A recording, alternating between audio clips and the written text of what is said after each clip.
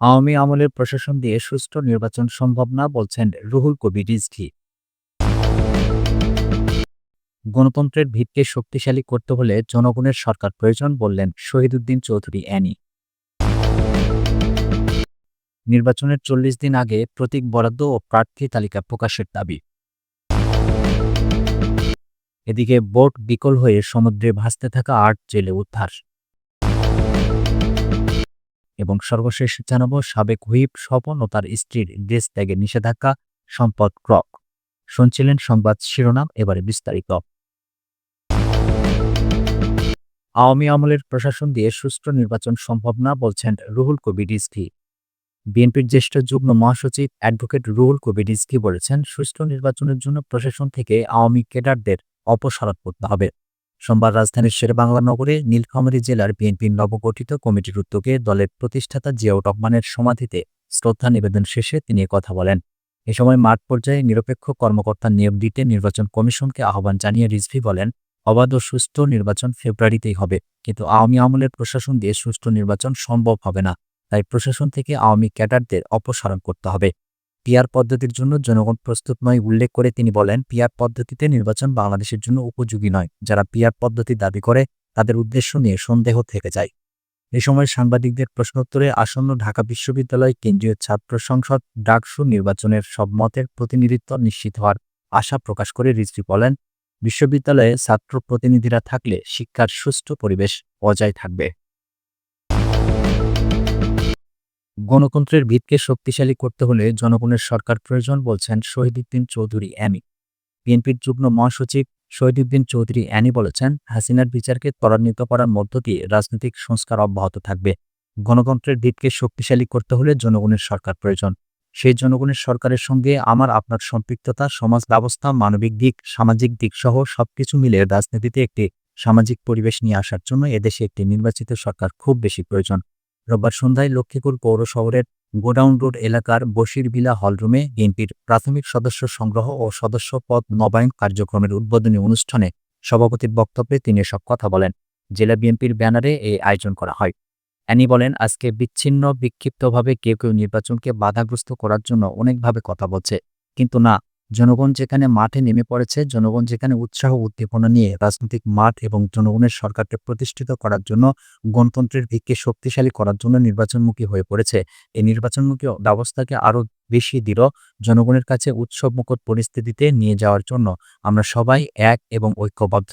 দেশনেত্রী বেগম খালেদা জিয়া ও তারেক রহমানের নেতৃত্বে। নির্বাচনের ৪০ দিন আগে প্রতীক বরাদ্দ ও প্রার্থী তালিকা প্রকাশের দাবি। পোস্টাল ব্যালট বাতিল হওয়ার পরিমাণ কমাতে নির্বাচনের তারিখের অন্তত ৪০ দিন আগে প্রতীক বরাদ্দ এবং প্রার্থী তালিকা দ্রুত অনলাইনে প্রকাশের দাবি জানিয়েছে জাতীয় নাগরিক পার্টি এনসিপি ডায়াসপোরা অ্যালায়েন্স। গতকাল রোববার বাংলাদেশ সময় রাত ৯:৩০টার দিকে ফ্রান্সের প্যারিসে আয়োজিত এক সংবাদ সম্মেলনে দাবি জানানো হয়। সংবাদ সম্মেলনে প্রবাসীদের অনলাইন ভোটার নিবন্ধন প্রক্রিয়া দ্রুত শুরু করার দাবি জানানো হয়। সেখানে বলা হয়, মাত্র ২১ দিনের মধ্যে প্রায় ১.৫ কোটি প্রবাসী বাংলাদেশিকে নিবন্ধনের আওতায় আনার পরিকল্পনা করেছে বাংলাদেশ নির্বাচন কমিশন। কিন্তু এখনও পর্যন্ত নিবন্ধনের জন্য কার্যকর কোনো অনলাইন প্ল্যাটফর্ম চালু করা হয়নি, যা পুরো প্রক্রিয়াকে অনিশ্চিত করে তুলছে। সংবাদ সম্মেলনে বলা হয়, আগামী ১৫ সেপ্টেম্বরের মধ্যে প্রবাসী ভোটার নিবন্ধনের জন্য ব্যবহৃত ওয়েবসাইটের লোড টেস্টিং করতে হবে। ১৬ সেপ্টেম্বর থেকে প্রবাসী ভোটার নিবন্ধনের কাজ শুরু করতে হবে। ১৫ অক্টোবরের মধ্যে তা শেষ করতে হবে। ২০ অক্টোবর সংসদীয় আসনভিত্তিক প্রবাসী ভোটারদের খসড়া তালিকা প্রকাশ করতে হবে। ৪ নভেম্বর চূড়ান্ত তালিকা প্রকাশ করতে হবে। আগামী ১০ থেকে ৩০ নভেম্বরের মধ্যে প্রবাসী ভোটারদের কাছে ডাকযোগে পোস্টাল ব্যালট পাঠানো শুরু করতে হবে। বোট বিকল হয়ে সমুদ্রে ভাসতে থাকা ৮ জেলে উদ্ধার। বোটের শ্যাফট বিকল হয়ে ৩ দিন ধরে সমুদ্রে ভাসতে থাকা ফিশিং বোট এফবি মায়ের দোয়া এর ৮ জন জেলেকে উদ্ধার করেছে কোস্টগার্ড। সোমবার কোস্টগার্ড মিডিয়া কর্মকর্তা লেফটেন্যান্ট কমান্ডার সিয়ামুল হক এ তথ্য নিশ্চিত করেছেন। তিনি বলেছেন, গত বৃহস্পতিবার এফবি মায়ের দোয়া নামক ফিশিং বোটটি মাছ ধরার উদ্দেশ্যে ৮ জন জেলেসহ সমুদ্রে গমন করে। পরে যান্ত্রিক ত্রুটির কারণে শ্যাফট বিকল হয়ে গেলে বোটটি সমুদ্রে ভাসতে থাকে। পরবর্তীতে ৩ দিন পর মোবাইল নেটওয়ার্কের আওতায় আসলে গত ১৭ আগস্ট রোববার সকাল ১০টায় উক্ত বোটের একজন জেলে কোস্টগার্ড জরুরি সেবা নম্বরে ফোন করে বিষয়টি অবগত করেন। তৎক্ষণাৎ সমুদ্রে টহলরত কোস্টগার্ড জাহাজ স্বাধীন বাংলা উদ্ধার অভিযানে নামে এবং অল্প সময়ের মধ্যে মোংলা ফেয়ারওয়ে সংলগ্ন 92 নম্বর 5 সমুদ্র এলাকা হতে 8 জন জেলেসহ ফিশিং বোটটি উদ্ধার করা হয়। পরবর্তীতে উদ্ধারকৃত জেলেদের প্রাথমিক চিকিৎসা এবং প্রয়োজনীয় খাবার প্রদান করে বোটটিকে নিরাপদে হারবাড়িয়া সংলগ্ন নদীর তীরে পৌঁছে দেওয়া হয় বলে জানিয়েছেন কোস্টগার্ডের এই কর্মকর্তা।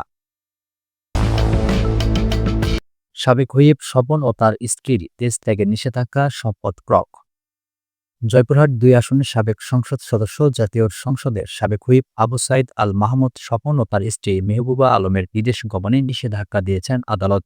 এছাড়া তাদের সম্পদ ক্রক ও বিনিয়োগও ফ্রিজ করা হয়েছে। দুর্নীতি দমন কমিশনের আবেদনের পরিপ্রেক্ষিতে রোববার ঢাকার মেট্রোপলিটন সিনিয়র স্পেশাল জজ মোহাম্মদ জাকির হোসেন গালিব এ আদেশ দেন।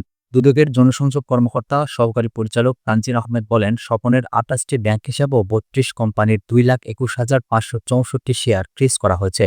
একই সঙ্গে তার 2,80,00,000 টাকা মূল্যের 307% জমি, একটি ফ্ল্যাট ও একটি প্লট ক্রকের আদেশ দিয়েছেন আদালত। তার স্ত্রী মেহবুবা আলমের নামে নরসিংদীতে থাকা 2,28,78,190 টাকার জমি ক্রকের আদেশ দেওয়া হয়েছে। এর মধ্যে জয়পুরহাটে 2 তলা বিশিষ্ট বাড়ি, গুলশানে একটি ফ্ল্যাট ও 244% জমি রয়েছে। পাশাপাশি 23টি কোম্পানিতে বিনিয়োগ করা 77,87,000 টাকা মূল্যের অস্থাবর সম্পদ ফ্রিজ করা হয়েছে। এছাড়া তাদের মেয়ে নুজাইমা মাহমুদের 7 কোম্পানির 14,972 শেয়ার ফ্রিজ করার আদেশ দিয়েছেন আদালত।